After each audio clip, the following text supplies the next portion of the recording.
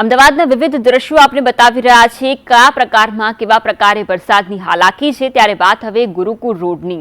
ગુરુકુળ રોડમાં પણ જે પાણી ભરાયા છે, આખો જ રોડ પાણીમાં ગરકાવ થઈ જવા પામ્યો છે। અનેક વિસ્તારોમાં આ જ પ્રકારે જ્યારે વરસાદી માહોલ સર્જાયો છે ત્યારે ગુરુકુળ રોડ જે સૌથી વધારે પ્રભાવિત જોવા મળી રહ્યો છે। આખો જ રોડ પાણીમાં ગરકાવ થઈ ગયો છે અને ટ્રાફિકની સમસ્યા પણ તેટલી જ જોવા મળી રહી છે। વરસાદી માહોલમાં પાણી ભરાતા વાહન ચાલકો અટવાઈ રહ્યા છે।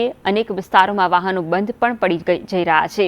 બીજી તરફ રાહદારીઓ પણ તેટલી જ હાલાકીનો સામનો કરી રહ્યા છે। ગુરુકુળ વિસ્તાર જે પોશ વિસ્તાર ગણાય છે અને ત્યાં મોટી સંખ્યામાં લોકોની અવરજવર રહેતી હોય છે અને આ જ વિસ્તારમાં પાણીના નિકાલની યોગ્ય વ્યવસ્થા ન હોવાનું આ દ્રશ્યો પરથી તાદર્શ થઈ રહ્યું છે। કારણ કે ગુરુકુળ વિસ્તારમાં અત્યારે સામાન્ય વરસાદ જે અત્યારે વરસી રહ્યો છે તેના કારણે પાણી ભરાઈ જવા પામ્યા છે।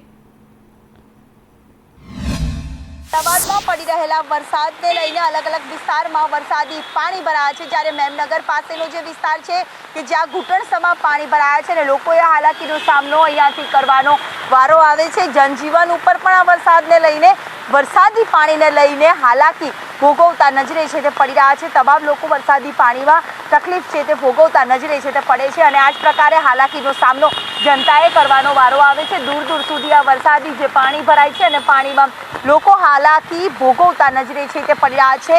તમામ વિસ્તારમાં જ્યાં જુઓ ત્યાં ઝરમર વરસાદ બી હોય કે પછી વરસાદ હોય ત્યાં જ આ વરસાદી પાણીનો નિકાલ પણ થતો નથી અને જવું તો ક્યાં જવું આ પ્રકારની વરસાદી પાણીમાં ટ્રાફિક જામની સમસ્યાનો પણ લોકોએ સામનો છે તે કરવો પડે છે। અહીંયાથી પસાર થતા જે વાહન ચાલકો છે તે દ્રશ્યમાં પણ જોઈ શકાય છે કે જનજીવન ઉપર પણ કેટલી માઠી અસર વરસાદી પાણીના કારણે પડે છે। અહીંયા એક તરફ ટ્રાફિક જામના પણ દ્રશ્ય છે સર્જાતા હોય છે અને સમયસર શહેરીજનો પણ આશા રાખતા હોય છે કે વરસાદી પાણીનો નિકાલ થાય, પરંતુ લોકો છે તે હાલાકીનો સામનો કરવો પડે તેનો જ ઓપ્શન નથી। અહીંયા પણ જે રીતે જોઈ શકાય છે કે એક બેન છે અહીંયા પડતા રહી ગયા હતા જે અહીંયાથી પસાર થઈ રહ્યા છે।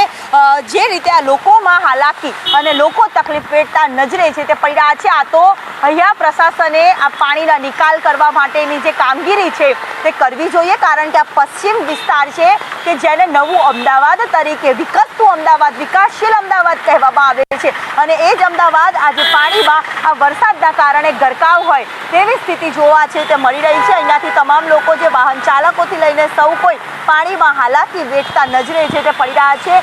વાહન ચાલકો છે તે અહીંયાથી પસાર પાણીમાં થતા નજરે છે તે પડી રહ્યા છે। વરસાદના કારણે ચારે કોર પાણી જ પાણી પસાર થતો અહીંયા નજરે છે તે અહીંયા પડી રહ્યા છે। કેમેરામેનને કહીશ કે અહીંયાના જે દ્રશ્ય બતાવે કે લોકો અહીંયાથી ઘરેથી પોતાનું કામ કરવા માટે નીકળતા હોય છે, પોતાના કામને લઈને નીકળતા હોય છે, પરંતુ આ કામગીરીના કારણે વરસાદી પાણીમાં કેટલી હાલાકી લોકોને ભોગવવી પડશે તેની કોઈ કલ્પના નહીં કરી હોય અને સીધા જે દ્રશ્ય કે એક તરફ ટ્રાફિક જામ, એક તરફ આ મેમનગર પાસેના જે વિસ્તારમાં ઘૂંટણસમાં પાણી, બસ આ વરસાદી પાણીના કારણે પ્રજાએ પરેશાન થવાનો વારો આવે છે અને પ્રશાસન સારી કામગીરી કર્યા હોવાના દાવાઓ કરીને સારી કામગીરી કરી હોવાની સંતોષ માણી લેતી હોય છે। કેમેરામેન સંદીપ રાઠોડ સાથે દિવ્યા ચૌહાણ, સંદેશ ન્યૂઝ, અમદાવાદ।